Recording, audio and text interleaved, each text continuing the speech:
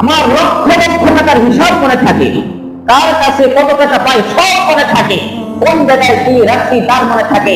একজনে আমাকে 10 বছর আগে একটা দুঃখ দিয়েছিল, কষ্ট দিয়েছে, 15 বছর 20 বছর আগে একটা আঘাত দিয়েছে, তার প্রতিশোধের কথা আমার মনে থাকে। কিন্তু কোরআন শরীফ পড়লে কেউ মনে থাকবে না, অথচ আল্লাহ রাব্বুল আলামিন বলেছেন আমি কোরআন শরীফকে সহজ করে দিয়েছি। আমি কোরআনকে সহজ করে দিয়েছি যেন তোমরা পড়তে পারো, যেন তোমরা বুঝতে পারো, যেন তোমরা অনুধাবন করতে পারো। আল্লাহ পাক যে বিষয়ের কথা বলেছেন আমি সহজ করে দিয়েছি, আমরা এটা কঠিন মনে করতেছি। যে বিষয় আমাদের কাছে সহজ না, আমরা এটাকে সহজ মনে করতেছি। আল্লাহ রাব্বুল আলামিনের হাবিবের কাছে কোরআন নাযিল হয়েছে, রাসূলের জিন্দেগিতে কোনো অপরাধ নাই, কোনো গুনাহ নাই, কোনো অন্যায় নাই, আগেও নাই পরেও নাই।